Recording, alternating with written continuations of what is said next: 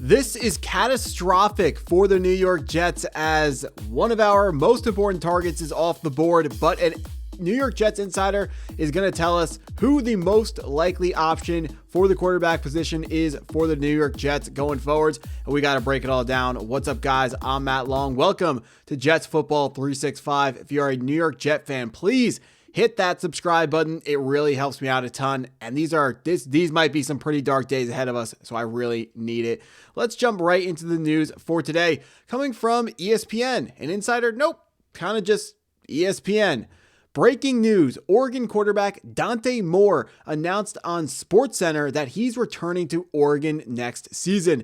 Moore was projected as a top draft pick in the upcoming 2026 NFL draft. Of course, Dante Moore was projected to go second overall to our New York Jets. And now, of course, we would have the second overall pick in a draft with only one high quality quarterback. But this is where we are. Now, you may be sitting there and telling yourselves, I didn't want Dante Moore. This isn't catastrophic for the Jets because we now aren't going to miss on the pick. This is still bad for the New York Jets, even if your plan wasn't to draft Dante Moore, even if Aaron Glenn and Darren Muji's plan wasn't to draft Dante Moore, because what this does is this has now nuked the value of our second overall draft pick. The top tier in the NFL draft of prospects now only consists of one player in Fernando Mendoza. And if you're going to sit here and argue with me, but Ruben Bain or Caleb Downs or Arvell Reese should be in that top tier as well, they don't play quarterback. They're not in that tier. A team would have paid an arm and a leg to move up to select quarterback Dante Moore out of Oregon from the New York Jets if that wasn't already our plan. So now we are getting news that, maybe they're going to pivot to Carson Beck out of Miami. Maybe we have to pivot to Ty Simpson out of Alabama. Maybe we have to pivot to Ole Miss's quarterback in Trinidad Chambliss. But if we are looking to draft a quarterback, it's going to have to come from one of those guys if we are drafting them to be a starter. I know there are plenty of fans of the quarterbacks that are expected to be drafted later on in the draft watching this video, but if you have been paying attention to this channel, the hit rate on the day 3 quarterbacks, it's really low. It is about 3%. Aaron Glenn and Darren Muji are not going to be risking their entire jobs, maybe their whole careers, on a 3% chance. They want to get this thing right, and the way you get it right is by taking a quarterback in the first round.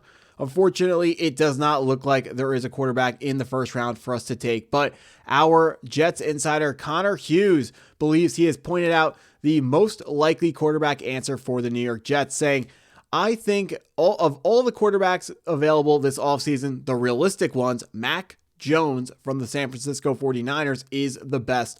You'd have to trade for him, but he would provide a baseline state of competence at the quarterback position. Jones starting 17 games likely takes the Jets out of the running for a top 5 pick, however. Now, a lot of Jet fans are getting a little bit right now. For some reason, after last season, the word tank was so taboo to Jets fans. And I know, posting videos like this, I have a unique connection to what the overall, or to what Jet fans are thinking. Let's just put it like that. You could not say the word tank or people hated it. But for whatever reason, now it seems like it is catching fire. It feels like it is a snowball. It is, gaining momentum. For whatever reason, fans are warming up to the idea of tanking for 2026 with the idea of taking a quarterback highly in the 2027 draft. But the problem with that is, first of all, tanking in the NFL doesn't always work, so it's dangerous because you're definitely going to lose a lot of games, but you aren't definitely going to come out better for it on the other side. Also, guys, pay attention. That's what the plan was for 2026. If put yourselves a year ago, back in 2025, the idea was the 2026, put us back in 2024, go into the end of 2024, the start of 2025. What everyone was saying was this 2025 draft class, it's not a good quarterback class. We only have Cam Ward, and you only have Cam Ward and Shedeur Sanders. If you don't get one of those, you're kind of out of luck. Do you like Jackson Dart? Do you like Tyler Shuck? I don't know, but we can tank for the next season and look at next year. We have Drew Aller coming out. Carson Beck could be a high draft pick. We could have, Sam Levitt. Some people thought would be a high pick. Arch Manning was going to be a high pick. Who else was supposed to be a high pick? Cade Klubnik, Garrett Nussmeier. 2026 was supposed to be an amazing draft class for quarterbacks. Now, everyone's saying, oh, but 2027 is going to be a great quarterback draft class. Do you notice how we are saying the exact same thing? Next year can be another bust of a draft class, just the same way 2026 was. It's not a good plan. Also, more from Connor Hughes on X. This argument that a fan is going to make to present to Connor Hughes encapsulates what I've been telling my friends perfectly. And Connor Hughes' answer as well. Brady Cookstan on X says to Connor Hughes, they have plenty of assets in 2027 to move up if necessary. Meaning, if we win too many games in the 2026 season, we are going to have at least 3 first-round picks, maybe more assets on top of that, to trade up into the top 3 of the 2027 NFL draft to go get a great quarterback at the top of the draft. And Connor Hughes says the thing that I've been telling all of my friends. You're right. I hate this argument. Hate it so much. What happens if the teams picking 1, 2 through 3 or 1 through 4 also need a quarterback? Refusal to move because of how dominant the quarterbacks are expected to be? Back in 2024, the Giants offered the moon and the stars to the New England Patriots for Drake May at number 3. They were told no thanks. I was hearing that the New York Giants offered the Patriots 3 first-round picks, including the 5th overall draft pick in 2024 to move up for Drake May, and the Patriots told them no. The Giants were a terrible team. That would have been the 2nd overall draft pick in 2026 or 2025, which was Abdul Carter. The Patriots would have gotten Malik Neighbors, and they would have gotten an additional first-round pick. They told them no. How crazy is that? There is no... So here's what's going to happen next season.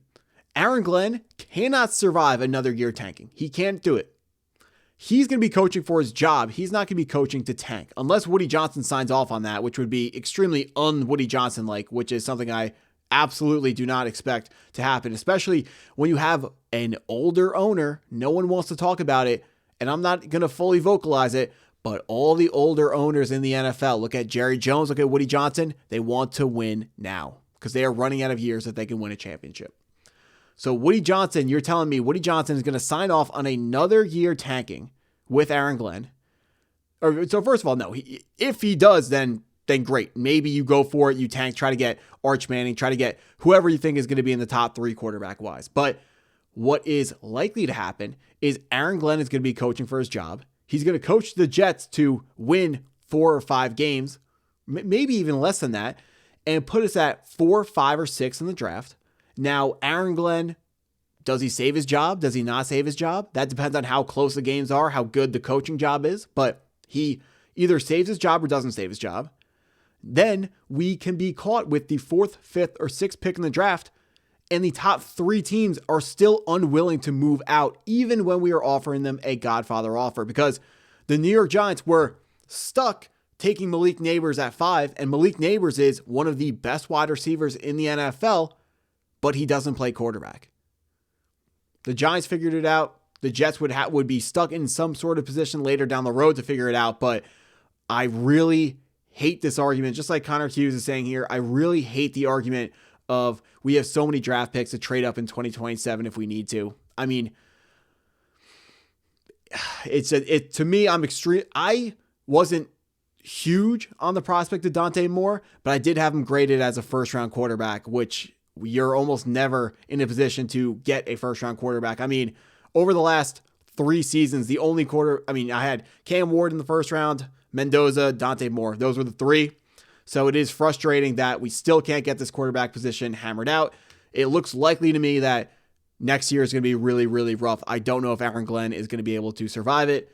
we will circle back on that when times dictate. That's what I got for this video. If you stuck around this long, I appreciate you taking the time to watch the video all the way through. Please hit that like button if you haven't already. Hit the subscribe button if you're new to the channel, and go Jets.